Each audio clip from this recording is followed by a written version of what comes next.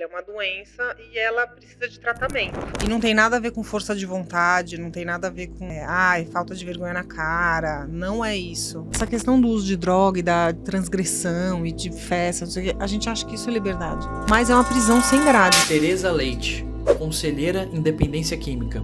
Ela fala com a autoridade de quem vive e sobrevive a essa luta todos os dias. A dependência é uma doença crônica, progressiva, sem cura, mas tem tratamento. Esse episódio não é só para quem enfrenta, é para todos. Prepare-se para uma história de superação, reflexões profundas e um chamado à coragem. A adicção, ela significa escravo de, né? Assim, no latim é o significado da palavra. Então, a adicção, ela, na verdade, ela engloba mais do que a dependência química, né? A adicção é um comportamento também de compulsão e obsessão por coisas que dão prazer. Ninguém escolhe a dependência química. Ninguém escolhe. Mas pode escolher lutar, enfrentar. Com certeza. Aí tá a grande diferença de quem vai se recuperar e quem não vai, né? Prazer não precisa de esforço, prazer é imediato, prazer é um pico que te joga lá em cima e depois a queda é muito grande. Dor gigantesca, né? É um vazio, uma solidão, uma tristeza, uma vontade de morrer. Você se vê sozinha no meio dos piores lugares da vida, usando droga. Cara, a sobriedade me deu tudo. Não é só liberdade, é tanta coisa que eu tenho pra falar. Porque quando eu aceitei e eu entendi que era uma doença, me deu um alívio gigantesco de saber que, cara, eu não sou sem vergonha, não é falta de força de vontade. Brasil na Escuta começa agora. Fala, tropa, seja bem-vindo ao Brasil na Escuta Podcast. Mais um episódio muito especial. Hoje a gente conta com a presença da Tereza Leite, ela é conselheira em dependência química. O Brasil na Escuta ele é um espaço voltado para saúde mental, desenvolvimento. E hoje, eu tenho certeza que vai ser um espaço incrível para a gente poder falar sobre a dependência química. Para muita gente que não conhece e sofre com isso, para muita gente que não entende, pode ter estigmas. E para conhecer também uma história de muita superação, de muita força, de uma pessoa que eu admiro muito também, que é uma excelente profissional e pessoa. Seja muito bem-vinda, Tê. Obrigada, Gabi. Prazer estar aqui, poder falar para um público um pouco diferente do que eu estou acostumado, mas vai ser dito a mesma coisa, assim, e eu estou bem feliz. Eu acho que vai ser um papo bem legal. Falar as verdades, as mentiras, os mitos, né? Legal. E até cumprimentar vocês, né? Você que é militar, familiar, amigo de militar, ou que se interessa pelos nossos temas, que está vindo aqui por conta da Tereza também. Seja muito bem-vindo. A gente espera poder contribuir com muitas reflexões aí para vocês. Isso e aí. acho que para a gente começar, o que é a dependência química, assim? Para quem não vive isso, como que você poderia explicar, assim? Tá. Bom, a dependência química, como muitos não imaginam e não sabem, né? Ela é uma doença, né? É uma doença comportamental de compulsão e obsessão por coisas que dão prazer, né? Assim, então, nesse caso da dependência química, é uma droga, né? Então, pode ser remédio, coisas que as pessoas também não imaginam.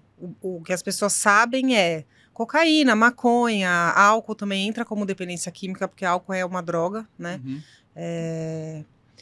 Mas é isso, basicamente, de uma forma bem resumida, assim, a dependência química é isso, é uma falta de controle, né, com relação a uma substância. E não tem nada a ver com força de vontade, não tem nada a ver com falta de vergonha na cara, não é isso. Ela é uma doença e ela precisa de tratamento.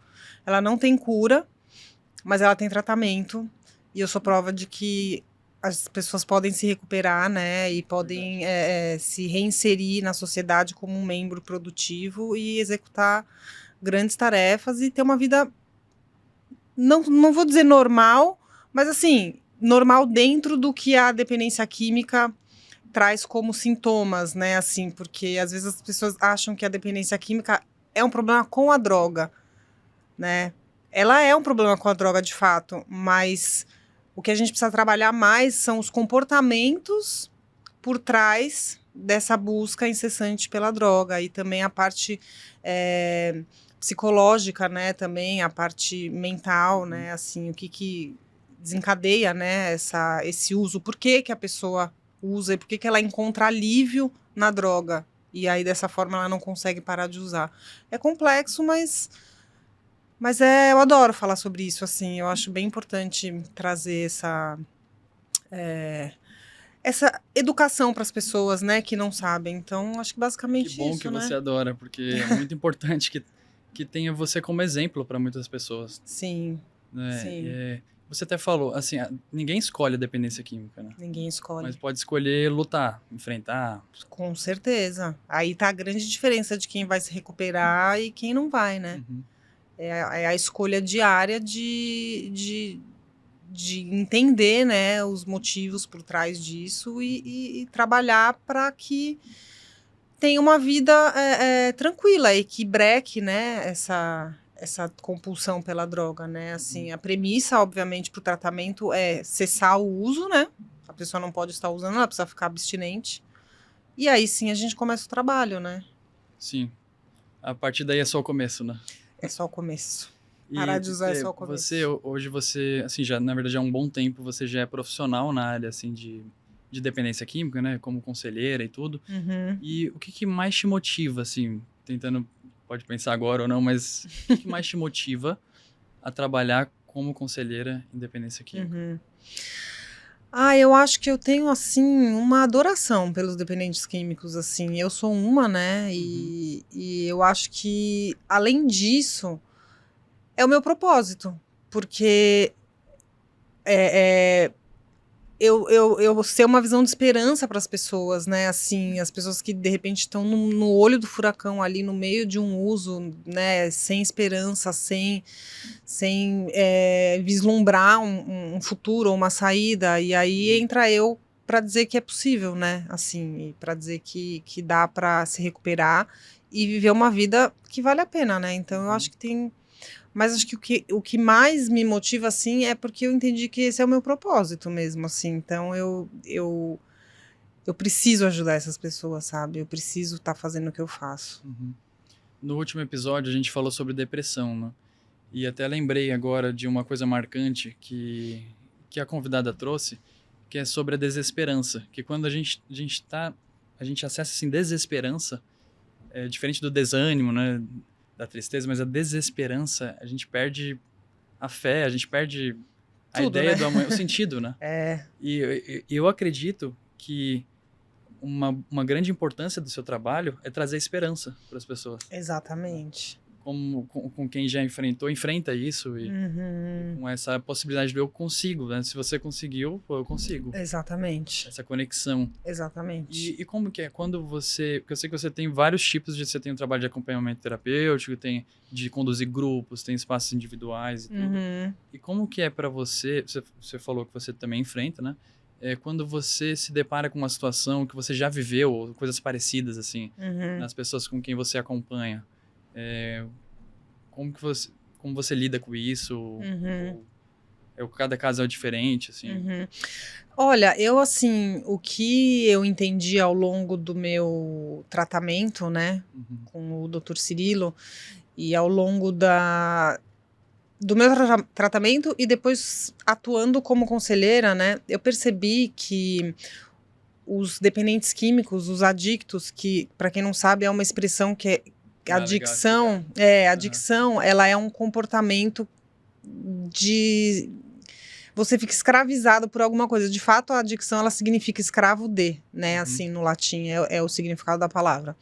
Então, a adicção, ela, na verdade, ela engloba mais do que a dependência química, né? A adicção é um comportamento também de compulsão e obsessão por coisas que dão prazer. E aí entra droga, dependência química, também o que está se falando muito a questão do jogo patológico, né? A gente está falando bastante também da questão de pornografia, compras. Então, assim, a adicção, ela engloba tudo isso, né? Você fica refém Você fica refém, você é controlado por aquele objeto de compulsão, seja ele qual for, né? Por isso que a gente fala que a adicção e a dependência química, no caso, ela não tem cura, né? Porque são os nossos comportamentos. Tipo assim, eu parei de usar cocaína, que era a droga que eu usava, mas eu continuei sendo uma pessoa adicta, que é uma pessoa que tem uma tendência de buscar prazer, de buscar prazer imediato, no caso, né? Coisas com recompensas rápidas. Então, compulsão por comida. Eu vira e mexe, eu entro em compulsão por comida. Por esporte, que é uma coisa que eu gosto muito, mas às vezes é demais. Então, assim, é uma eterna vigilância, assim, sabe? De você ficar o tempo todo se percebendo e tentando se colocar no seu devido lugar para não exagerar nas coisas, assim, sabe? Isso é uma das coisas que mais, acho que mais me chamou atenção quando eu comecei a trabalhar, assim, na área da dependência química, né? É o esforço que tá por trás de uma prevenção à recaída. Nossa, eu fico assim, caramba, isso é muito por trabalho. isso que é muito cansativo. É muito cansativo. É muito cansativo. E no início é mais ainda, quando uma pessoa decide parar de usar. Porque, eu falo, parar de usar droga é fácil. Você fica internado, você fica sem usar. Eu já parei algumas vezes. Parei várias vezes. Parei... Você está há quanto tempo em sobriedade? Eu vou fazer 6 anos agora em outubro. Legal. Então, mas eu já fiquei 4 anos e recaí depois de 4 anos, né? Então, a pessoa precisa ficar, atenta nos seus comportamentos, né? Porque a prevenção à recaída é justamente você prevenir uma recaída, né? Vamos dizer assim. E para prevenir uma recaída, você precisa entender quais são os gatilhos que te dão vontade de usar, que podem te levar à recaída. Aí entra um trabalho profundo de autoconhecimento, né? De muita terapia, de muito grupo, de você descobrir e mapear, assim, os seus gatilhos, entender quais são eles. E se preparar para caso eles aconteçam, para que você não reaja da forma natural tua, que é o quê? Usando droga, né? Então você mapeia, você entende, você fala, bom, então tá, então eu vou traçar uma prevenção de recaída, sei lá. Porque, cara, gatilho pode ser, não é só coisa ruim, pode ser dentro da sua casa, uma briga com a sua esposa, uma coisa no seu trabalho que você se sente mal. Então o gatilho, na verdade, ele ativa emoções na gente que a gente tem um pensamento automático de uso de droga, de anestesiar, de não sentir, de não lidar, de não enxergar. Então, assim, quando você para de usar, você não tem mais esse refúgio, né? E aí você tem que fazer o quê? Tem que aprender a lidar de outra forma. Enfrentar. E aí é cansativo, é exaustivo, porque é o tempo todo se vigiando, o tempo todo. E aí é uma mudança de comportamento, é uma mudança de lugares, de hábitos. E é uma mudança radical. Radical, cara. E aí depois vai ficando mais fácil, porque é isso, você vai desenvolvendo novos hábitos, novos jeitos de funcionar. Mas para que isso aconteça, precisa ser feito um trabalho. E esse trabalho, ele não é fácil. Ele não é fácil, é o que eu falo para as pessoas. Antes de melhorar, piora. Porque as pessoas falam, vou parar de usar droga, nossa, minha vida vai ficar incrível, é só isso que eu preciso parar de usar. Não é bem assim. Porque você vai ter que mudar um monte de coisa, né? Fazer coisas que você não está acostumado, coisas que não são prazerosas. Mudar essa chavinha da busca pelo prazer pela busca da satisfação, né? Que o Dr. Cirilo, que é o meu médico e que eu tenho, assim, aprendi muito com ele, me ensinou. Prazer não precisa de esforço, prazer é imediato, prazer é um pico que te joga lá em cima e depois a queda é muito grande. É diferente de satisfação, que é algo que você busca e que você trabalha duro para ter, que exige esforço, que exige dedicação, uma faculdade, né, sei lá, coisas que você precisa de planejamento e que exigem esforço inicial. O prazer, ele não tem esforço inicial. É uma coisa... Só tem, tipo, meio que a recompensa que não é uma recompensa. Ele tem a recompensa, né? Exatamente. A recompensa é imediata, o prazer é imediato, mas assim, a queda é muito grande depois, né? Isso mostra até a importância dos nossos compromissos, até das coisas chatas que a gente tem, né? Assim, até o trabalho, até coisas que a gente não tá com vontade, mas que força a gente a sair, levantar, fazer. Exatamente. As obrigações, a disciplina, eu falo muito sobre disciplina nos meus vídeos, assim. O quanto é primordial. Sem disciplina, a pessoa dificilmente consegue mudar os hábitos. E aí dificilmente ela consegue ficar ali. Aqui eu acho que dá para fazer uma boa conexão de que, assim, no exército, na comunidade militar, tem muita disciplina, né? É estruturado assim, a base é a disciplina e a hierarquia. E aqui, vocês vão conhecendo com o nosso bate-papo, a história da Tereza, o quanto de disciplina de resiliência, de adaptação, de enfrentamento que tem na recuperação de um dependente químico. Muito, cara. Né? E o Muito. quanto isso vai ser muito importante a gente falar sobre os mitos em relação a isso, sobre o fato de ser uma doença crônica, assim como existem outras doenças, né? Exato, diabetes, por exemplo. Uhum. A gente faz muito essa comparação com a diabetes. Sim. Na sua história, acho que vai ser legal falar da sua história também, né? Mas como que foi... Quando você percebeu e como, assim, você percebeu que você tinha uma doença? Você acha que durante um tempo você não sabia, você poderia se questionar sobre qualquer outra coisa, assim? Como que você entendeu que era uma doença? Uhum. Olha, assim, eu só entendi que era uma doença quando eu sentei na frente de um médico e ele falou, você tem uma doença. Eu falei, hã? Ele falou, dependência química é uma doença. Aí eu entendi. Mas, olhando assim, a Teresa de hoje, olhando toda a minha trajetória, toda a minha história e entendendo que a doença da dependência química é uma coisa muito maior do que o uso de droga, eu já percebo alguns comportamentos que eu tinha quando criança, adolescente e tal, que eu já percebia, que eu já dava sinais de uma pessoa compulsiva, uma pessoa assim, emocionalmente desequilibrada, no sentido de muita raiva. Já podendo ser sintomas. Assim, já podendo ser sintomas. Eu acho que eu nasci com a adicção, que é esse comportamento obsessivo, compulsivo, assim. Eu acho que eu já nasci com ele. E aí eu fui conhecer a droga. Aí a droga entrou como um conforto para esse desconforto que eu tinha com a vida, né? Então eu acho que... mas assim, ao longo do meu uso de droga, né? Teve fase boa. Se eu falar que é mentira... eu vou estar mentindo, né? Não tem como falar que não foi bom. Foi bom. E assim, não tem como eu falar que droga é ruim, né, gente? A droga é boa, ela tá aí porque ela é boa, as pessoas se viciam porque ela é boa, mas é uma coisa mentirosa. É uma coisa que você paga um preço muito alto. É uma armadilha, né? Uma armadilha. São atalhos, né, que a gente vai pegando para não olhar porque de fato precisa ser olhado, né, assim...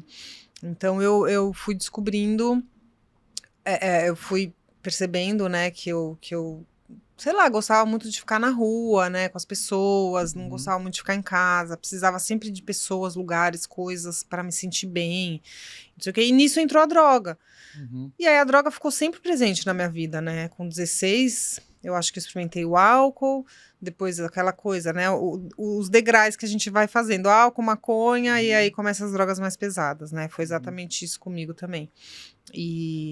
Só que era isso, eu queria estar sempre chapada, né, eu queria estar sempre bebendo, no caso da maconha, eu não conseguia entrar numa sala de aula de colegial sem estar chapada, então assim, era maconha todo dia, álcool eu bebia até passar mal também, no meio da escola, então assim, já não era uma criança normal. Não era normal isso. Sim. Aí entrou as drogas sintéticas. E aí, assim, só que tinha um uso já intenso, né? Mas eu tive fases, né? Porque a gente fala que o nosso uso de droga, ele vai progredindo, né? Porque para as pessoas que não têm essa doença da adicção ou a dependência química, acaba sendo uma fase, né? Eu pensei exatamente nisso. É uma fase.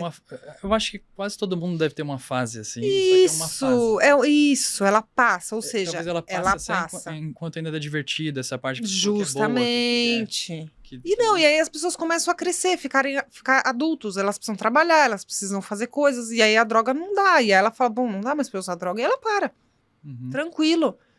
Pra gente, não.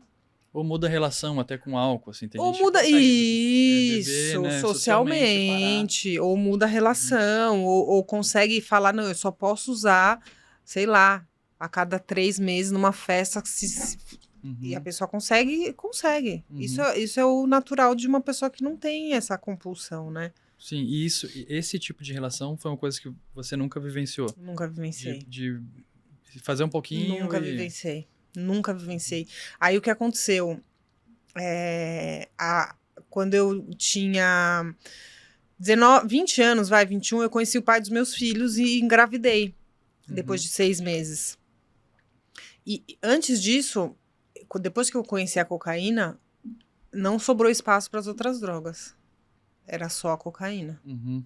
Aos poucos eu fui largando o resto e eu fui ficando só com a cocaína. Então, assim, eu comecei um uso intenso de cocaína, assim, com 16, com 17, com 18, com 19, assim, foi bem, bem intenso, 20 anos também.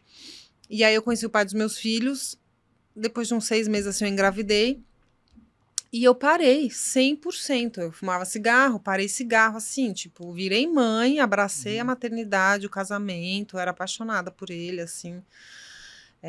Foi a primeira vez que você, desde que você começou muito Foi, nova, foi a primeira vez que você parou? foi. Foi a primeira vez que eu parei real, assim, por um Uhum. tempo, né? É verdade, eu nunca tinha pensado nisso. Uhum. E isso, você ter parado, você parou por conta da gravidez. Isso foi como se fosse uma muleta, assim, uma coisa, porque é perigoso. Foi um start, assim, foi Uhum. tipo uma... Não, era inconcebível pra mim, eu nem, Uhum. tipo... Só que é isso, o que eu falo. Se, por exemplo, eu engravidasse com 35, Uhum. eu não sei se eu ia conseguir parar. Porque a minha doença progrediu, meu uso progrediu muito, entendeu? Então, assim, nesse período eu ainda tinha um certo filtro de parar, Uhum. né? Tem gente que depois já tá com um uso muito mais pesado que nem Deus vindo na Terra ela vai parar. Um filho, uma gravidez, as Uhum. pessoas não param, cara, porque elas estão muito adoecidas, entendeu? Sim. Então, assim, eu já, falando um pouco também da pergunta que você me fez sobre quando eu percebi que eu tinha uma doença, né? Nesse período dos 17 até os... que foi quando eu conheci a cocaína, foi com 17, até os meus 20, 21, eu já sofria, assim, já não era legal, porque eu já percebia que eu não conseguia parar, sabe?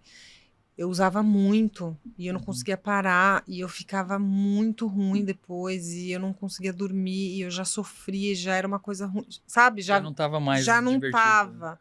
Era divertido na hora. Uhum. Ainda era divertido na hora, porque chegou um momento também que já não era, que eu comecei a fazer um uso isolado e tal, que daí, né? Mas eu já tinha sinais aí de uma pessoa, mas ainda não sabia que era uma doença. Uhum. Enfim, parei, né? E aí, depois que eu me separei do pai dos meus filhos, sei lá, acho que a gente ficou junto uns 5, 6 anos. Aí, pra você ver como, assim, a minha doença tinha dado uma estacionadinha, assim. Quando eu separei dele, eu tava em pedaços. Porque meu relacionamento foi bem abusivo, foi bem ruim. Eu saí, assim, acabada, destruída, autoestima lá no chão, não tinha construído nada. Claro, eu tinha criado 2 filhos maravilhosos, que eu tenho o maior orgulho hoje, né? Mas me dediquei 100% à maternidade e deixei o resto tudo de lado, né? Tereza, profissão, não tinha profissão porque eu tava na faculdade, engravidei muito nova, aquela coisa toda. Aí eu comecei a sair, depois que eu me separei. E aí a noite é aquela coisa, a noite seduz você, né? Você fala, nossa, as pessoas me olham, gente. E aí, tipo, juro, coisas que estavam completamente adormecidas em mim, que eu achava... E eu nem pensava em cocaína. Não lembrava mais dela. De fato, eu fiquei, sei lá, uns 4 anos, assim. Mas aí, em algum momento, na noite, assim, veio. Uma pessoa apresentou. E aí, eu encontrei com ela de novo. Aí, o negócio foi... Esse do buraco mais embaixo. aí aí ficou feio. Uhum. Ficou feio. E aí foi nessa fase, depois, aí eu fiquei, até que meu uso até que foi rápido, tá, Gabi, assim, tipo, perto do que da maioria das pessoas, assim, ele foi rápido, mas ele foi muito agressivo, né, tipo, eu fiquei, sei lá, 3 anos, 4 anos no máximo usando, até entender que eu precisava de ajuda. E como que você entendeu? Teve, por exemplo, nesse entendimento, você lembra se tem grande participação de alguém ou se você mesmo que se deparou com esse, preciso ver o que tá O fundo do acontecendo? poço, né? Uhum. É uma dor gigantesca, né? É um vazio, uma solidão, uma tristeza, uma vontade de morrer, de você se ver sozinha no meio dos piores lugares da vida, usando droga, entendeu? Assim, sem conseguir parar e tipo assim, E alguém te puxou desse fundo do poço? eu mesma, Você mesmo. eu mesma. Eu mesma, porque minha mãe, ela, nessa época, ela viajava muito, assim, ela morava aqui no Brasil, mas ela tava viajando e tal. eu não tinha com quem contar, né? As pessoas que eram minhas amigas, todas usavam droga. Imagina que eu ia falar que eu precisava de ajuda, que eu queria parar. Mas aí eu também não sabia ainda que era uma doença, né? Assim, tipo, eu de fato achava que eu era muito sem vergonha e muito vagabunda, né? Que não quer nada com nada. Não sabia que era uma doença. E você achava isso por seus próprios julgamentos também? Ou também tinha pessoas que te falavam isso? Ah, o pai dos meus filhos falava que eu era uma sem futuro drogada, né? A gente tava separado já, mas... E será que isso, até essa doença, te deixou vulnerável para esse relacionamento tóxico? Você já fez essa... Com ele? Você falou que foi tóxico, Ah, né? provavelmente. Foi. Eu acho que assim, Gabi, eu sempre me relaciono. Ele tem 20 anos a mais que eu, penso. Eu tinha 20, ele tinha 40. Você imagina? Hoje ele tem 60, porque eu tenho 40, mas. Eu não sei, eu muito sempre. nova. Muito nova. E assim, eu não sei. Eu acho que. Porque é isso, eu entendo que também a dependência química e essa nossa busca incessante por se anestesiar, por não sentir, por não olhar, não, sabe assim, tipo, esconde muita dor, porque eu entendo que usar droga era a solução pra mim, para as minhas dores. Ela entrava como uma Ou seja, não solução. acontecia o contato com a dor. Não. Sem o contato com a dor, não tinha muita reflexão do que estava acontecendo. Não, zero, né? E aí eu acho que essa coisa de eu me relacionar com homens muito mais velhos do que eu vem um pouco, né, de, sei lá, traumas, de coisas, de tipo assim, querer o amor, né, alguém para cuidar de mim, porque talvez eu tenha sentido que na minha infância eu não tive muito cuidado, né, dentro da minha casa. Eu não, assim, eu acho que eu era muito, sei lá, eu não era compreendida, porque de fato eu era uma criança muito levada. Eu dava muito trabalho, cara, desde muito pequena. Muito pequena, eu era, tipo, impossível. Impossível, de ser impulsiva, assim, de impulsiva, não controlar impulsos. E tipo assim, não parava quieta, assim, minha mãe não dava conta, cara, de mim. E ela não soube lidar, e tá tudo bem, hoje isso já é muito resolvido dentro de mim, assim. Então eu acho que, né, essa coisa do relacionamento abusivo e homens mais velhos e essa, né, vontade de ser cuidada meio que inconsciente, né? A gente pode viajar em várias coisas, Sim, né? e pode ser até uma consequência da vulnerabilidade da doença também. Né? Também. Você não ter tido... Também. Você não ter conseguido enxergar. Já é difícil enxergar quando a gente tá em um relacionamento tóxico, né? Porque o normal passa a não ser mais normal. Exatamente. Aí você já tem essa sua vulnerabilidade da dependência de ser refém desses impulsos e aí vem uma pessoa muito mais velha. Exato. E pode ter feito você acreditar que você realmente não era uma pessoa. Não, que eu não era. Ele fez. Ele realmente ele conseguiu. Ele conseguiu, porque eu saí do relacionamento achando que eu não valia nada mesmo e que, nossa, só falava bosta. Então, como que será que você teve um gatilho, um feeling assim de. Porque na sua fala parece que até você acreditava no que ele te dizia. Com certeza. Você não tem potencial. Com e quando certeza. você voltou a acreditar em você? Ah, demorou, viu? Demorou, porque assim, eu acho que no fundo eu sempre fui uma mulher muito forte, assim, né? Eu nem sabia da minha força, mas assim, eu olhava aquele relacionamento e eu falava, cara, não tem como eu ficar aqui.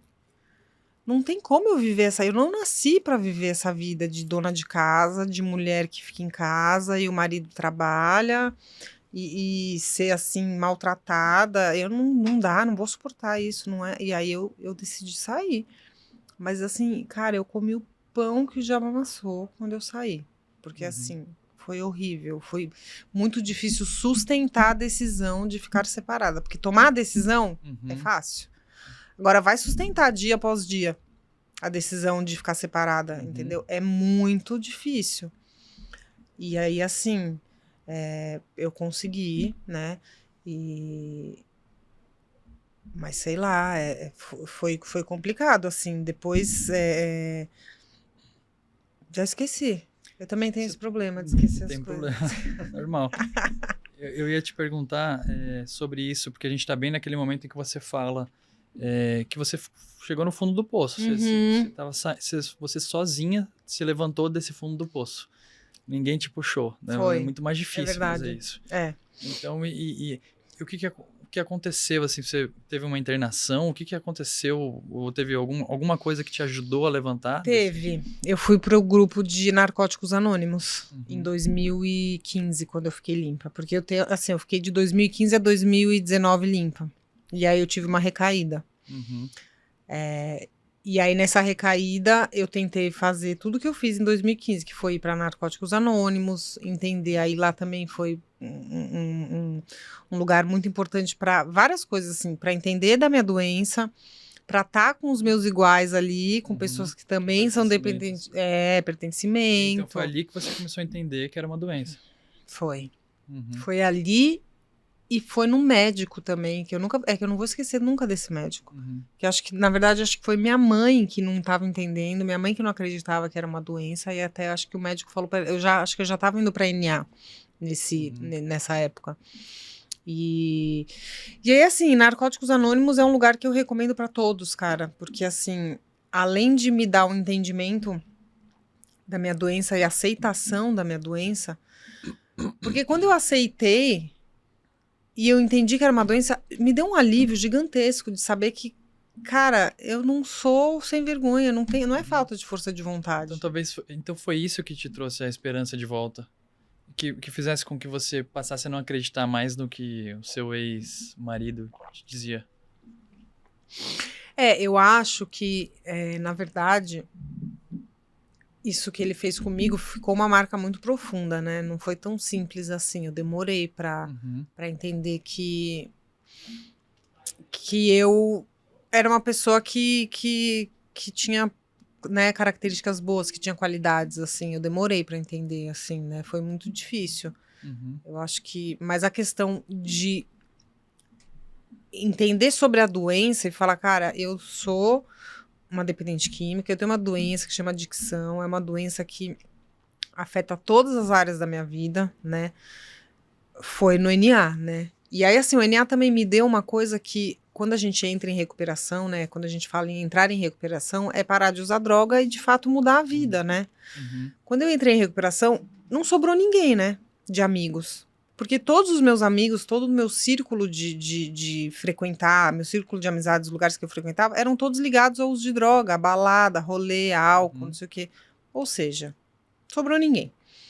E o NA me deu muitos amigos, me deu, assim, essa parte de vida social, que eu acho que é uma coisa que a gente fica muito carente quando a gente para de usar, porque é isso, a gente muda tudo, não sobra ninguém, a gente tem que mudar os lugares que a gente vai, a gente tem que fazer um movimento contrário de tudo que a gente fez, né? Então, você acaba ficando meio, tipo, e agora, né? O que eu faço? E o NA me deu isso.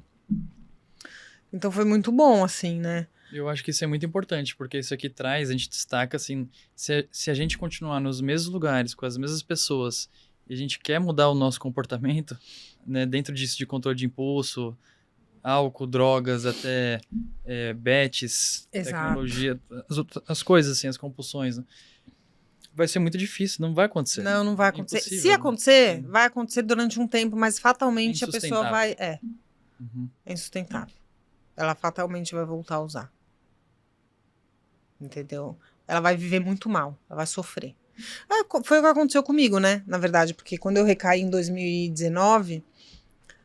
que a gente fala assim, não foi você não acorda da noite pro dia e fala, vou usar. Eu hoje, do jeito que eu tô, dificilmente eu vou falar, gente, nossa, tô com vontade de usar droga hoje. Não vai acontecer, né? Mas ela pode acontecer caso eu comece a negligenciar um monte de coisa, que foi o que aconteceu lá. Eu fiquei limpa de 2015 a 2019, então, sei lá, em 2018... né, faltando uns 8, 9 meses para minha recaída, eu comecei a negligenciar um monte de coisa e fui construindo a minha recaída. Tipo o que, assim, negligenciar? Eu me isolei muito, então assim, eu fui de um extremo ao outro, né, eu não tinha amigo, eu não me relacionava, eu não tinha um projeto de vida, porque é isso, né, que eu falei, que eu não tive essa parte profissional, né, muito, não tive tempo de olhar para isso, então... Isso era uma lacuna muito grande na minha vida, a parte profissional. Eu não tinha amigos. Hábitos, assim, forma de lidar com emoções. Eu acho que assim, o NA me deu muita coisa boa, mas eu também não tinha acompanhamento médico, eu não tinha terapia. Esses 4 anos eu não fazia nada disso. E aí, assim, eu entendo que a recuperação, ela é sustentada por vários alicerces, assim, né? Várias coisas que sustentam, não é só uma coisa só. Sim. Entendeu? E aí começou a dar o alicerce ali começou a dar eu comecei a me afastar de NA, não ia mais. Tava num relacionamento também que não era abusivo, assim, tão explicitamente, mas assim, como eu tava meio perdida com relação a várias coisas, eu acabava, tipo, entregando minha vida na mão do cara. Falei, resolve, o que eu faço? Pra que lado eu vou? Vai pra cá, não faz isso. Não, vai fazer um curso disso. Seguindo uma inércia, assim, que vai se afastando de você mesmo. Totalmente. E eu comecei a ficar muito insatisfeita com a minha vida. Tava chato, minha vida tava ruim.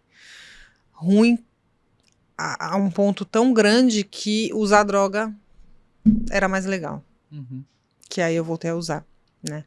Mas antes de realmente voltar a usar e consumir a droga, eu tive uma compulsão por compra. Tive um episódio que durou um tempo, assim, de compulsão por compra. Eu tive episódios de compulsão por medicação, pra dormir. Então eu ficava tomando remédio, tipo, 5 da tarde, eu tomava remédio porque eu queria dormir, não queria ficar acordada, porque eu não tinha o que fazer. Assim, nesse ponto, aí eu me entupia de remédio. E aí, fatalmente... Essa é a multi-impulsividade, né? Exatamente. Aí, fatalmente, eu voltei a usar droga. Só que foi feio, viu? Foi pior. Por isso que a gente fala que é progressivo. Porque foi bem pior do que foi lá em 2015. Caramba. Foi pior bem como, pior. Assim? A intensidade, a frequência e a maneira que eu usava. Porque, assim, eu usava em 2015, eu ia pra balada, era legal no começo, me divertia e tal, mas depois, assim, o sofrimento era depois, porque eu não queria voltar pra casa, eu ia pra favela, eu ficava usando droga e não sei o quê, e aí depois eu não queria voltar pra casa, aí eu tinha que voltar pra casa, aí eu falava, era aquela dor, né? Em 2019, quando eu recaí, eu usava todo dia, o dia inteiro. E era manhã, tarde, noite, manhã, tarde, noite. Era uma compulsão, era um negócio. Lá atrás, eu ainda tinha dias específicos que eu usava. Olha só como a gente ainda tem um certo controle. Porque, assim, eu não usava todo dia. Eu usava final de semana que meus filhos estavam com o pai. Mas aí eu usava, tipo, o final de semana inteiro. Mas dia de semana eu não usava, sabe? Então, assim, ainda tinha um lampejozinho ali de controle, tipo, uma coisa mínima, controle mentiroso, né? Talvez esse controle mentiroso, ele seja até pior, né? Porque dá entender de que tá tudo bem, eu tô fazendo minhas coisas, ó. Eu falei sobre isso ontem com uma paciente que eu atendi, que tem um uso de cocaína exatamente assim. É muito pior, porque a pessoa ainda consegue... Ela acha que ela tá no controle ainda, porque ainda não afetou todas as áreas da vida. Sim. Você entende? Ela ainda consegue trabalhar, ela ainda consegue não usar quando tá com filho, você entende? Então, assim, isso às vezes muito já consegue pior. até usar e ninguém perceber, e isso pode ser até um argumento, né? Exato. Então, olha a importância, né, de que você traz das pessoas que se identificam com esses sinais e tudo, com esses mecanismos, de entender, de buscar uma ajuda, assim. A gente tem vários espaços para isso, Precisa, né? cara. Mas de entender antes de ficar tão ruim assim, né? Antes de ficar tão ruim dá pra tentar assim. encontrar isso antes de perder todos esses braços, assim, Dá, mas posso falar? A pessoa, ela só para quando ela estiver muito ruim, cara. Quando a gente é dependente químico mesmo, assim, precisa acontecer coisas ruins. Ela precisa encontrar um fundo de poço ali. Claro que tem pessoas que acontecem coisas muito ruins, que vai morar na rua, cara, que perde tudo, literalmente. Eu não cheguei nesse ponto. Mas precisa existir dor para entender que onde ela tá uma bosta e ela precisa sair dali. Se não tem dor, se só tem coisa boa, ela vai continuar. Caramba, isso é forte, né?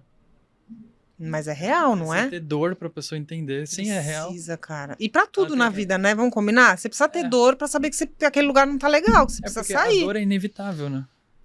É mais o sofrimento que vai de como a gente vai lidar com a dor. Mas a dor, ela mostra o fogo. Se a gente bota a mão no fogo, a gente tira. Justamente. A dor mostra que algo tá errado. E aí, quando a droga, ela anestesia a dor, eu vou ficar com a mão no fogo, né? Exato. Tá queimando tudo. Exato. É muito complexo, né, cara? É muito complexo. E eu acho muito importante a gente falar um pouco também de como a pessoa que convive com um dependente químico, às vezes que não tá ainda nesse tratamento, que não tem essa clareza, que ainda escuta muito essas falas, como você é folgado, você não quer nada da vida, você cresce, você é uma criança. Te dou tudo e você não, né, você tem tudo em casa. Essa fala é muito recorrente, você tem tudo. Eu tinha tudo. Tinha tudo. Porque é uma mistura, aquele que afeta o ambiente inteiro, né? A família, quem mora junto também adoece. Adoece. Então, uma pessoa já adoecida com tantas mágoas e com tanto impacto, assim, às vezes no relacionamento, com pai, filho, irmão, o que a gente pode falar para essas pessoas que ainda estão podem estar passando por isso? Para os familiares, os né? familiares, podem estar passando com o marido, com o filho, com uma esposa. E tem muita raiva nas pessoas, porque é natural até que tenha, mas... Tem.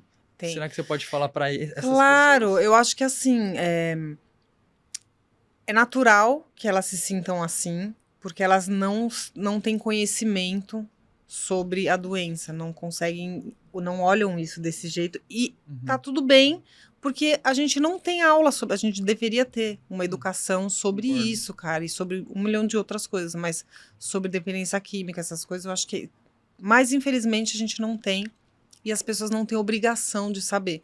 Mas a partir do momento que ela tem alguém dentro de casa, que ela ama e que ela quer ajudar, ela precisa entender o que está acontecendo. E eu acho que entender o que está acontecendo é entender sobre a doença, né? Estudar sobre a doença. Tipo assim, minimamente. Temos grupos de autoajuda, igual a gente tem grupo de 12 passos para dependente químico. Sim. A gente tem para as famílias.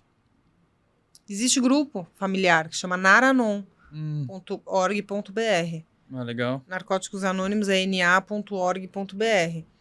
Que é um grupo de autoajuda, igual 12 passos de Narcóticos Anônimos, tem os 12 passos do Naranon. Tem 12 passos de comedores compulsivos, tem 12 passos de alcoólicos anônimos, tem 12 passos de, sei lá, amor exigente, pessoas que amam demais. Tem de tudo, amor patológico, tem de tudo. Então, assim, tem os 12 passos de familiares.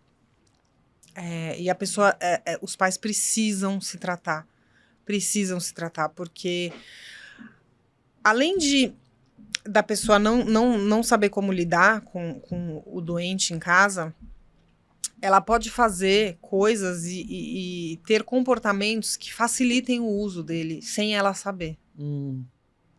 Porque às vezes a mãe quer ajudar e acaba atrapalhando, entende? Como assim? Tipo... você já viu, assim, uma coisa que é muito extremo, mas acontece? Que a mãe vai comprar a droga pro cara usar em casa, pra ele não ter que sair e não correr risco de vida. Isso aí, por exemplo, é um absurdo. Porque na abstinência ele tá sofrendo muito, né? Acontece. Outra coisa que acontece muito os familiares resolverem todos os BOs do cara de quando ele quando ele usou droga, por exemplo. O cara vende o telefone, o cara faz dívida com não sei quem, o cara deixa de pagar a conta, deixa de pagar a pensão. Aí exato, aí o que acontece? Ele não tem dor, ele não tem sofrimento, ele não tem perda. Por quê? Porque tem a mãe, tem o pai, tem o tio, tem o irmão que paga, que resolve. Verdade. E aí fica confortável. Aí ele vai continuar usando, porque tá confortável, porque ele sabe se ele vender o celular, a mãe dele vai dar outro. Se ele não pagar a conta de água, a esposa vai pagar. Se ele... Ou seja, está sendo mantido até ele esses fatores. Ele está sendo financiado. Estão financiando o uso dele. Então, assim, é muito complexo, é muito delicado esse assunto. Porque, assim, os pais sofrem, as mães sofrem, os maridos sofrem. Mas, às vezes, a gente precisa deixar o adicto sofrer um pouquinho sozinho. A gente precisa... Porque dar amor e amar é deixar ir também. Deixa ele... Mas é complexo, porque, porra, aí tem uns que morrem, tem uns que têm overdose, tem uns que ficam lá na biqueira e não voltam. Então, é complexo. Isso já é complexo. Eu tava pensando aqui, até para um ambiente familiar que não passa pela dependência. já tem essas complexidades de, assim, às vezes os pais, bem intencionados, querendo proteger a criança ou adolescente, não deixa com que a criança ou adolescente resolva os seus problemas. Perfeito o seu exemplo, perfeito. Assim, as pessoas precisam ter frustrações na vida, certo? Sim. Elas precisam receber não, elas precisam aprender. A mesma coisa que quando, sei lá, meu filho, ai mãe, vai, fala pra mim. Não, vai lá você. Você tem sua boca, você vai falar isso, É um isso. repertório que vai sendo desenvolvido. Exato, Até a pessoa vai menor, aprendendo. assim, porque é difícil. O pai, ele não quer que a criança sinta dor, né? Então, Ficar protegendo a segurar. dor, exato. Não, é a mesma coisa e com aí o dependente espaço químico. da terapia familiar ou da orientação, né, a importância disso. Muito, muito. E se a família puder e tiver condições, faça a terapia familiar, entendeu? Vai entender um pouco da doença do teu filho, da sua filha, da esposa, o que for, mas assim, o que você pode fazer para ajudar ele é isso. É entender e manter um certo distanciamento. E outra, às vezes os familiares ficam num desespero de ajudar, de ajudar. Às vezes o cara não quer ajuda, às vezes ele quer continuar usando. Tem isso também. Sim. E assim, você só dá ajuda pra quem pede. Se a pessoa não pede, ela não vai te ouvir. E você vai ficar falando, vai ser palavras ao vento, porque ela não vai te ouvir. Pode vir o melhor médico do planeta, ele não quer ajuda, ele quer continuar usando. É verdade. E aí... Eu tava pensando no contrário, assim, quando é um filho, às vezes até mais novo, assim, um adolescente e tudo, e ele vê isso no pai ou na mãe, assim, é o contrário, a dependência, né? Mas de alguém que não tá em recuperação, que fica mais complexo, né? Como que um adolescente lida com isso? Porque o adulto, ele ainda tem essa autonomia para buscar esses espaços, né? E o adolescente, né?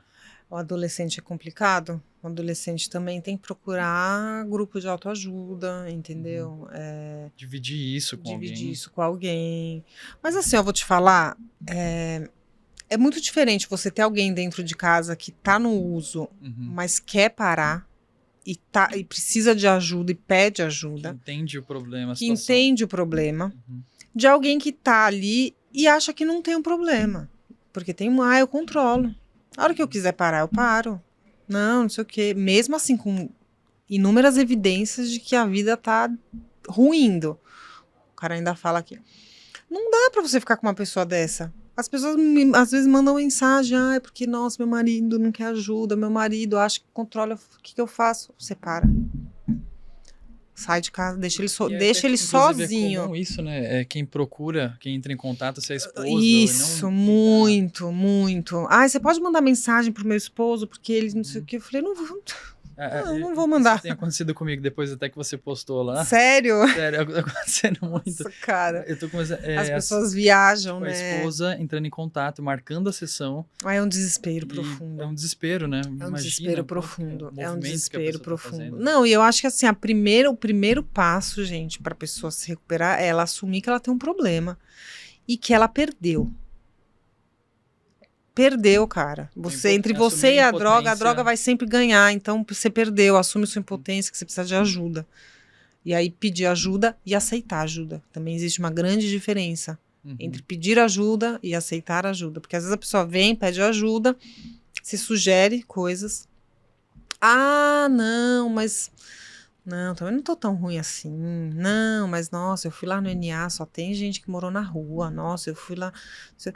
Essa comparação, bom, então continua fazendo do seu jeito. Porque assim, isso me incomoda um pouco, sabe? Aí eu acho que a pessoa realmente ela ainda precisa se ferrar um pouquinho mais. Porque quando eu pedi ajuda e quando eu fiquei limpa, eu fui muito obediente. Também tem isso. Você precisa obedecer o que as pessoas que você confia, porque se você pediu ajuda pra alguém é porque você confia naquela pessoa, certo? Confiar, sim. Aceitar e fazer o que a pessoa tá falando. Às vezes você não entende na hora, mas, cara, a pessoa já estudou anos, tipo um médico. Essa é a disciplina também, né? Também tem a ver com a disciplina. Isso, me fala o que eu tenho que fazer.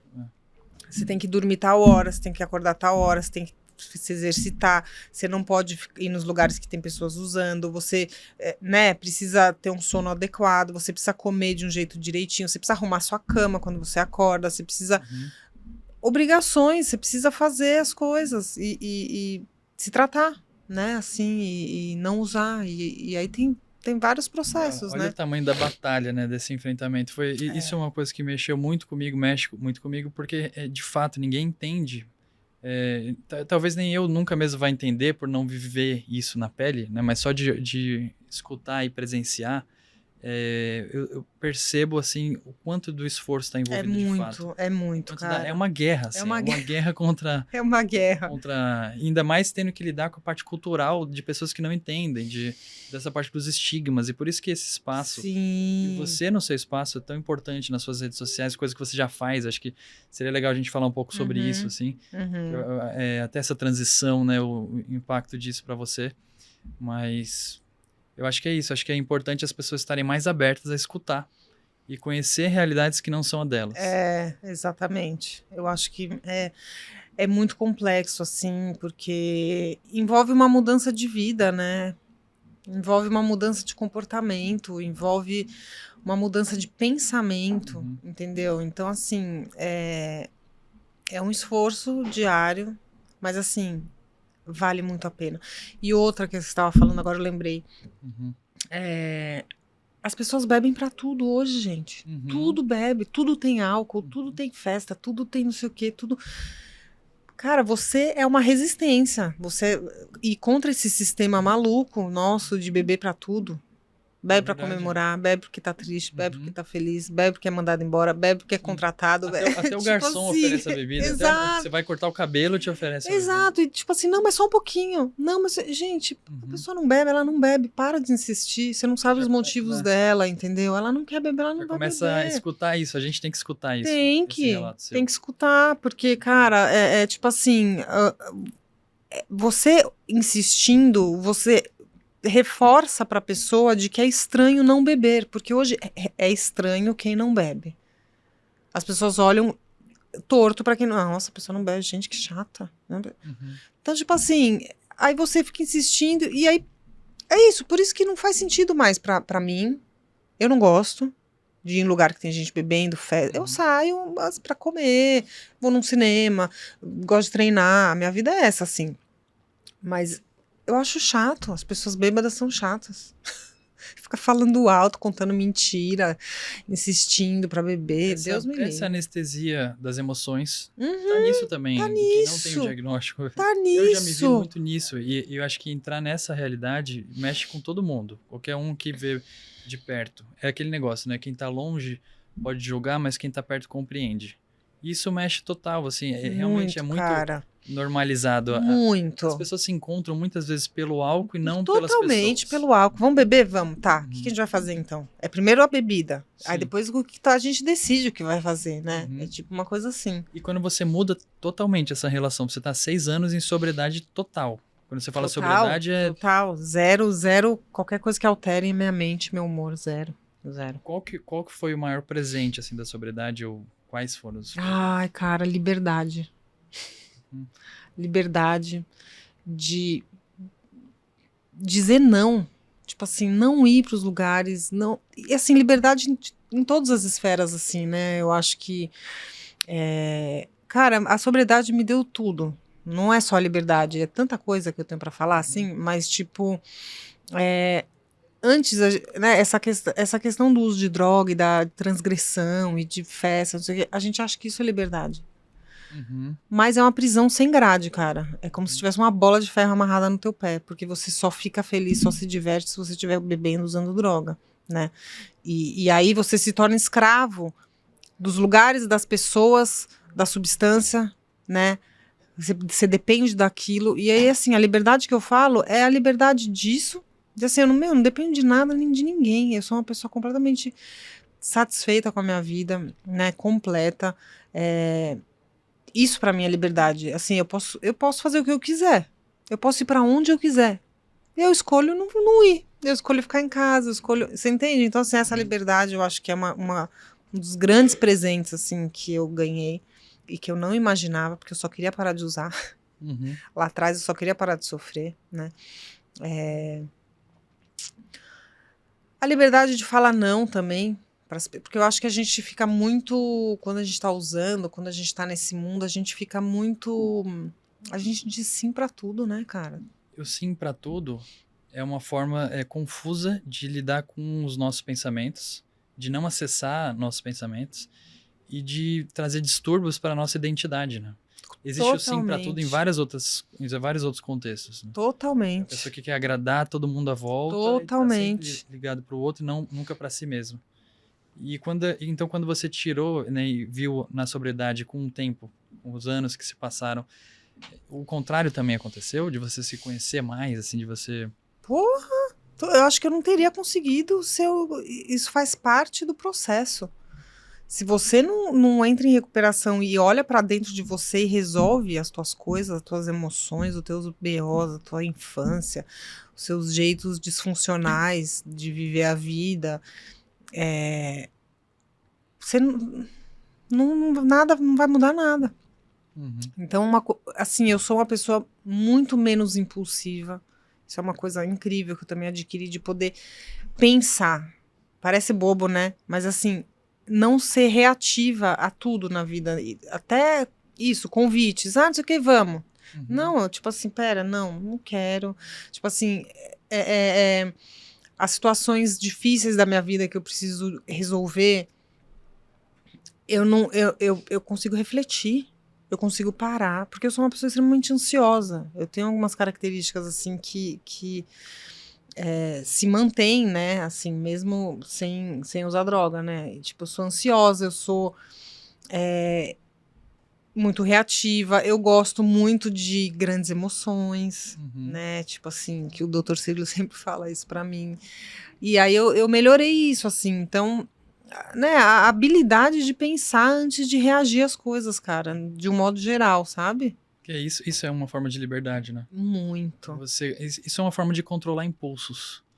E hoje a gente nunca viveu tantos estímulos, tanta turbulência de coisas que querem prender a nossa atenção. Exato. Nossa, eu queria uma água.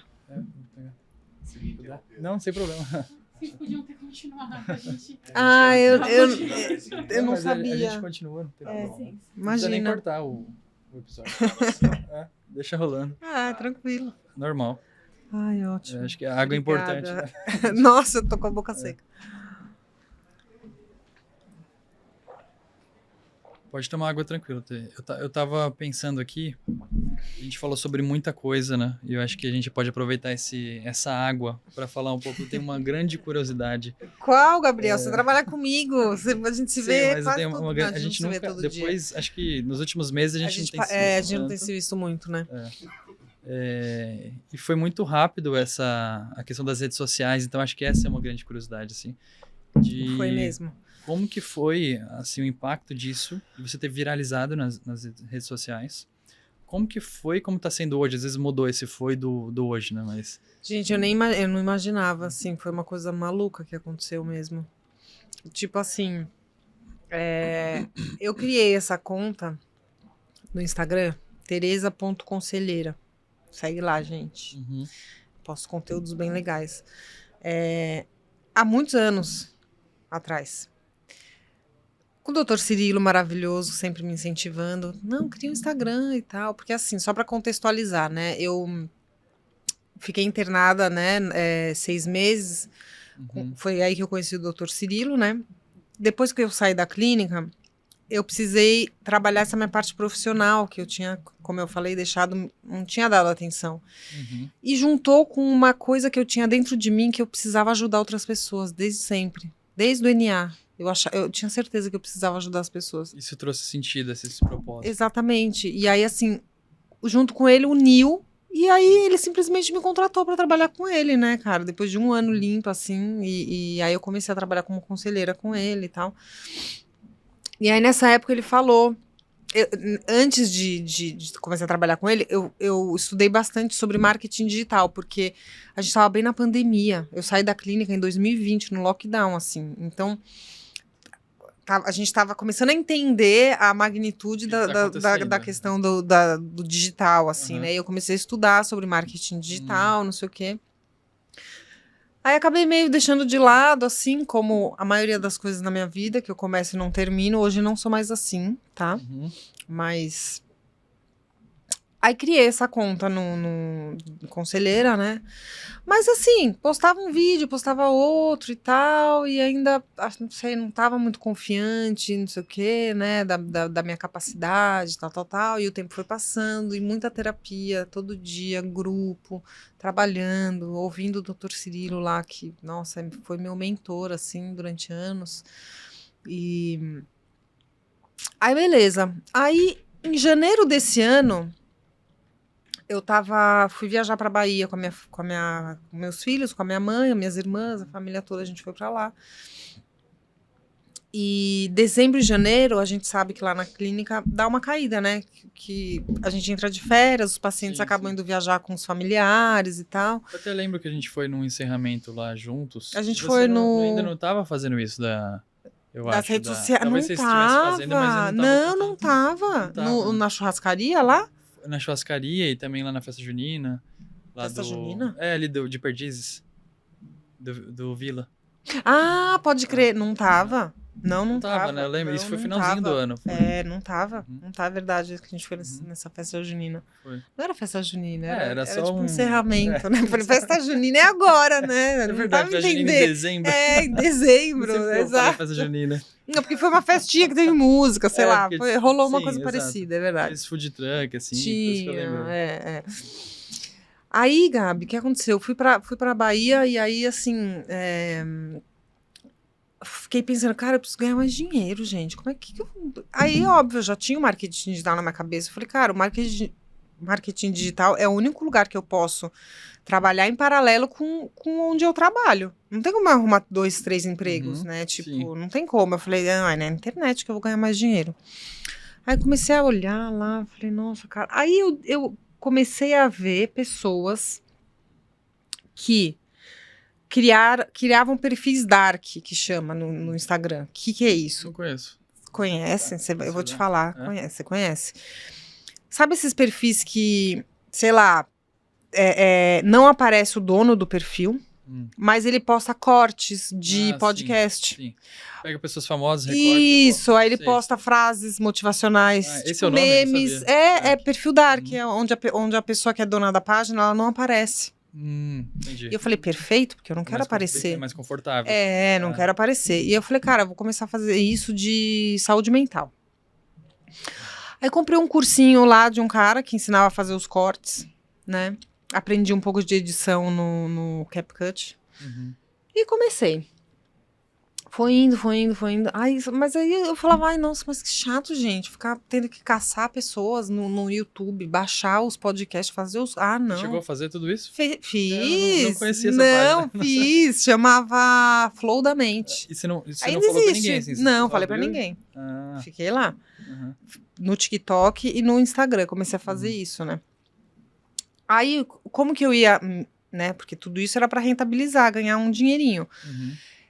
Eu ia fazendo TikTok, o TikTok paga, né? Mas ele paga depois que você tem, acho que 10 mil seguidores, alguma coisa assim. E aí eu ia vender também um curso de corte. O curso que eu fiz, Tá. então, sabe a pirâmide do marketing digital? Sim. Então, Uhum. cara, e não fazia sentido pra mim isso. Eu não tava achando legal. Não foi isso que virou? Não foi. Aí eu falei, cara, porra, não, preciso... Aí eu falei, bom, eu acho que eu vou fazer de mim. Eu vou usar esse conhecimento que eu tenho, que eu aprendi no vídeo, no curso do cara de corte. Eu vou fazer uns vídeos e vou editar desse jeito bem corte, assim, seco, né? Pra conectar. Vou pôr legenda, vou fazer tudo que eu aprendi no CapCut lá e vou Só com começar a você fazer mesmo. de mim. Só que você tinha essa questão de não querer se expor, né? Você estava mais confortável Eu tendo tava. descrição.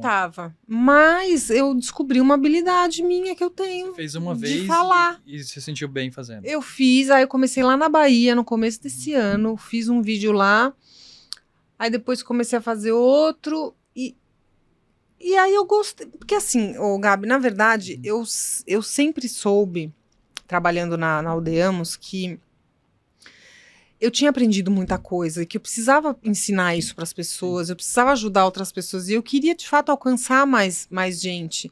Mas eu tinha um pouco de vergonha mesmo de falar. Mas eu sabia que eu tinha bastante coisa que poderia ajudar as pessoas. E aí eu descobri que eu sabia falar bem, entendeu? Porque eu não achava que eu sabia falar olha bem. a importância da gente descobrir as nossas forças, os nossos potenciais, assim. Porque às vezes isso acontece com muitos de nós. A gente tem forças, a gente tem, assim como a gente tem dificuldades e vulnerabilidade, a gente tem forças e facilidades. Exatamente. E talvez a gente nunca tenha descoberto. Exatamente. É real, cara. Real, assim. Eu, tipo, morria de vergonha, assim. E foi indo, e aí eu fui fazendo, e as pessoas gostavam do que eu falava, e fazia sentido pra elas. E eu fui fazendo, e eu fui fazendo, e eu fui fazendo. Cara, a gente tá em junho, né? Eu tô com 120 mil seguidores. Eu tinha 700 em janeiro. Sim. Meu, que isso? Foi bizarro, né? Foi bizarro. Será que essa espontaneidade, que você tem muita transparência na sua fala, tanto que, vamos fazer episódio, só vamos. Eu falei, vamos Será falando. que isso fez com que desse certo? Eu acho que isso também, mas eu acho que trazer a minha história, porque é isso, eu tipo assim, quando eu criei esse Instagram e eu postei alguns vídeos, eu ainda tava na dúvida. Eu falei, cara, será que eu posto aqui a minha história ou o meu trabalho como conselheira? Aí depois eu entendi que não tem como desassociar, tipo, falar separadamente. Um tá ligado no outro, assim, né? E aí eu acho que o fato de eu contar a minha história conecta muito. As pessoas, elas se sentem, porque é isso. Eu tô aqui pra quê hoje? Para trazer informação para as pessoas, para trazer conhecimento para as pessoas que não entendem, para trazer um senso de, tipo, acolhimento, de falar, cara, eu sei o que você tá passando. Trazer uma história real, né? Eu entendo, porque eu também passei. Eu não vou te julgar, eu te entendo, e eu posso te mostrar um caminho que deu certo para mim, que talvez possa dar certo para você, porque eu entendi ao longo desses anos que os dependentes químicos, eles têm um jeito muito parecido de funcionar. Nós temos um jeito muito parecido. Então, talvez o que funcionou para mim pode funcionar para o João, para o Pedro, entendeu? Pode funcionar. E aí eu acho que juntou isso, né, Gabi? Juntou essa facilidade minha de falar com o conhecimento que eu tenho da vivência, com a conexão de contar a minha história. E das pessoas falarem, nossa, cara. E muita gente fala, cara, né, assim, eu não tenho com quem falar. As pessoas que estão aqui na minha casa, elas não entendem, elas me julgam, e aí eu acolho, eu sugiro NA, e aí, tipo, eu tento responder todo mundo, assim. Então, acho que as pessoas se sentem ali, tipo, nossa, o meu mundo, né, tipo, ela sabe o que eu passo, eu vou ficar ali. Uma forma até de segurança, assim, de... Sabe, e a gente tem essa questão, a rede social é uma coisa que a gente tem que se adaptar. A gente se adapta às coisas na medida que elas acontecem. A gente tem que pensar qual é a resposta que a gente dá para o que a vida nos dá. A vida nos deu esse cenário de rede social, de apropriar, de um monte de coisa que tá se evoluindo. Então a gente tem que pensar qual a resposta que a gente quer dar a isso. Né? Assim como tem espaço de pessoas querendo só vender, só encontrar essa vulnerabilidade de ser refém dos impulsos para vender, para consumação e tudo, né? Pessoas como você, né, que tem a história, a superação e que tem...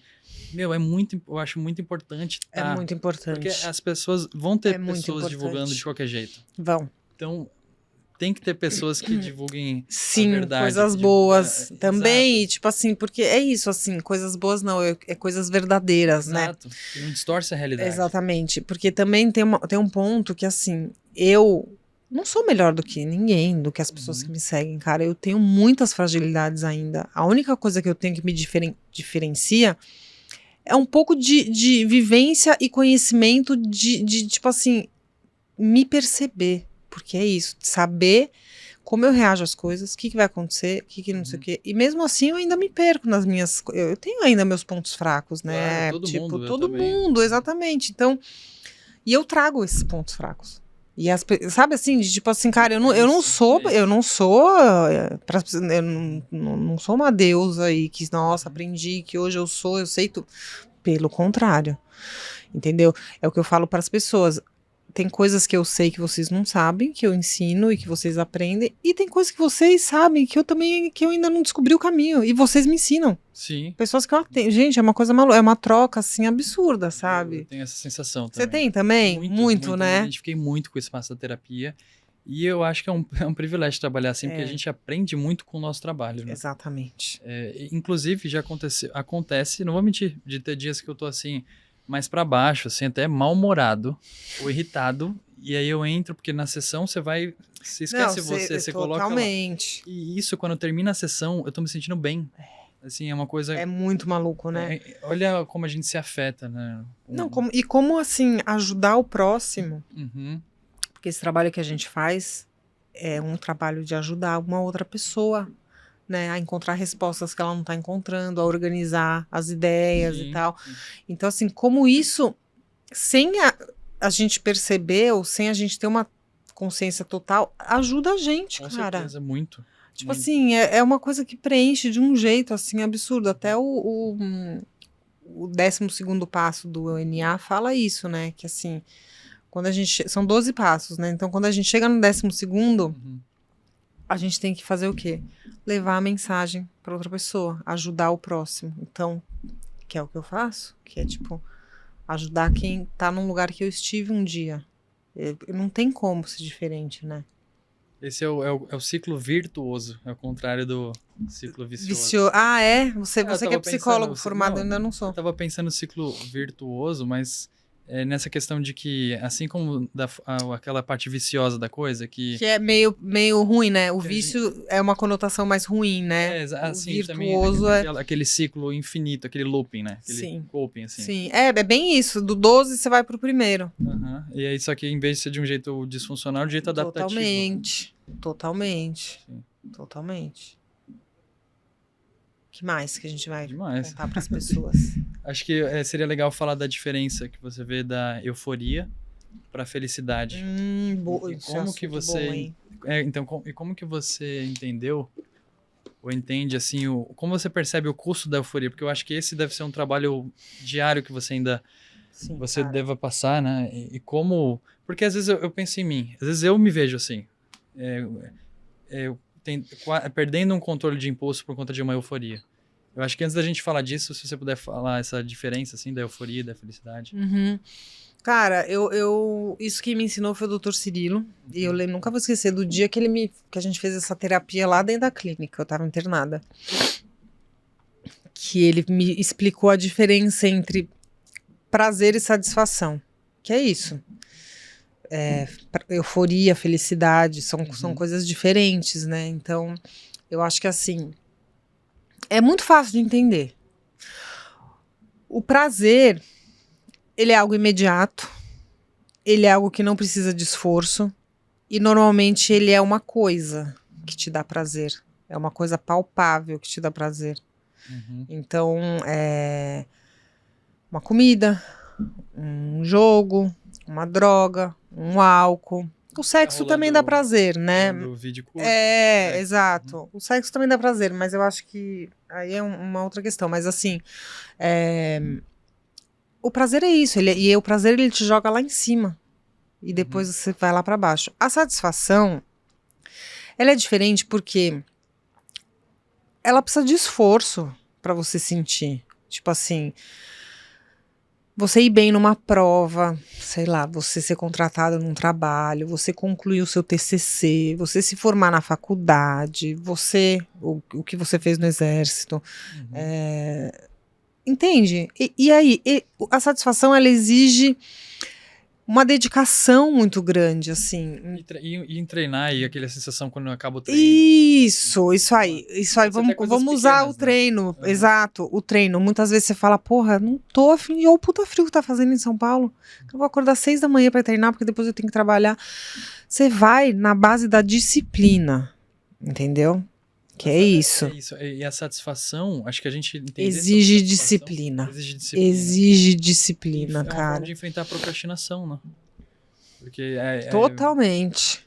Totalmente. Como que a gente lembra? Como a gente consegue lembrar no momento que, pô, quero ficar mais tempo deitado, quero outros tipos de euforia, assim. Uhum. Quero ficar aqui vendo esses vídeos curtos no TikTok. E como lembrar de que fazer a coisa mais chata agora vai ser melhor do que o prazer. Então, aí você tem que pensar aonde você quer chegar, né, cara? Aonde você quer chegar, o que você quer daqui o que você quer pra sua vida, né? Você tem que ter um propósito, você tem que ter um norte, né, cara? O que você quer? Porque é isso, e a satisfação, ela é um sentimento, essa é uma parte importante, que ele dura.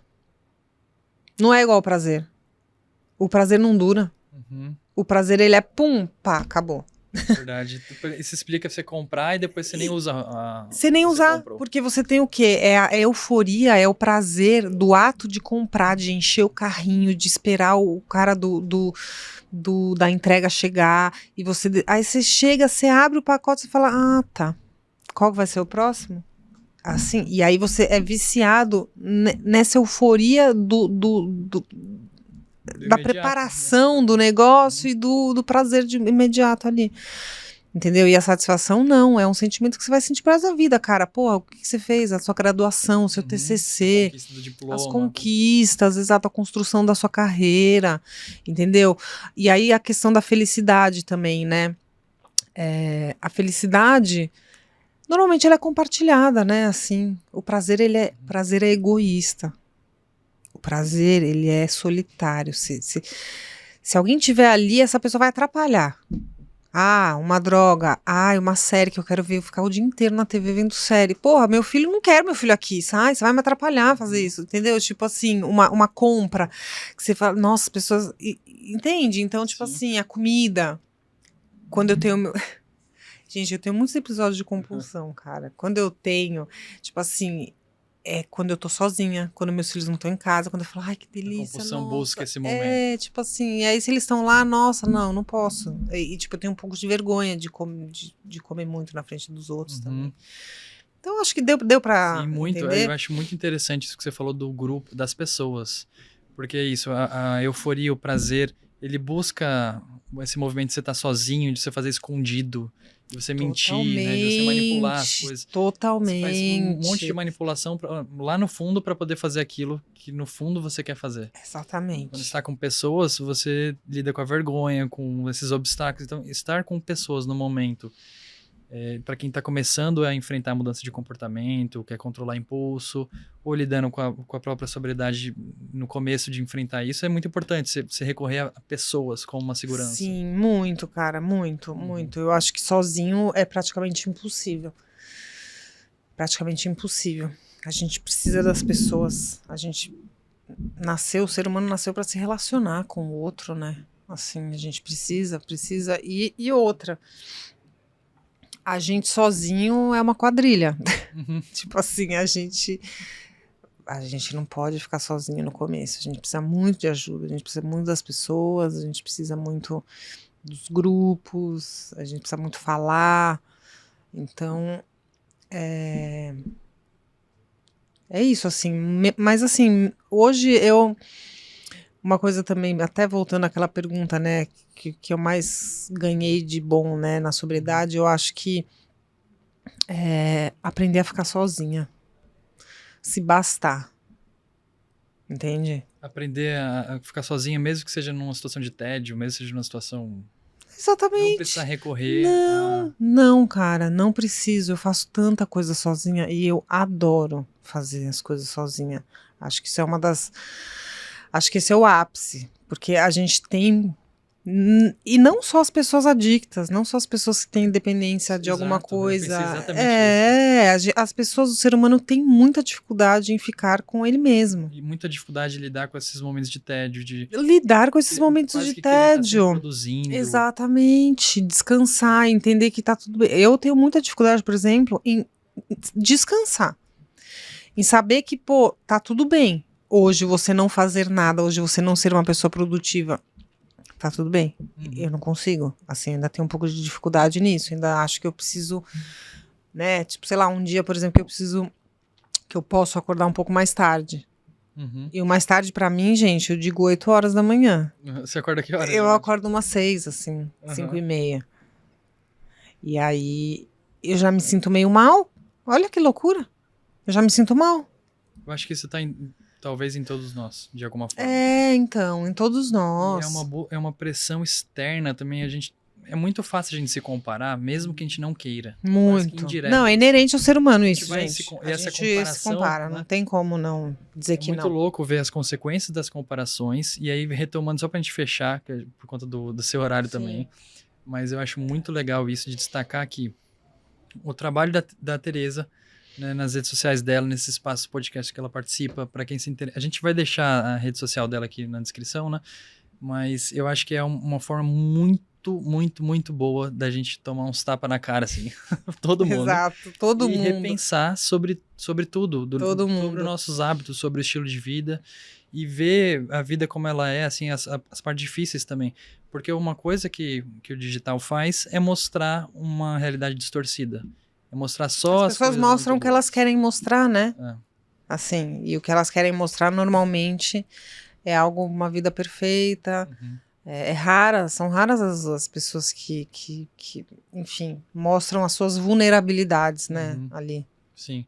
E pra gente encerrar por conta do horário, me veio aqui uma lembrança, assim, de uma ideia. O poder de 1 minuto.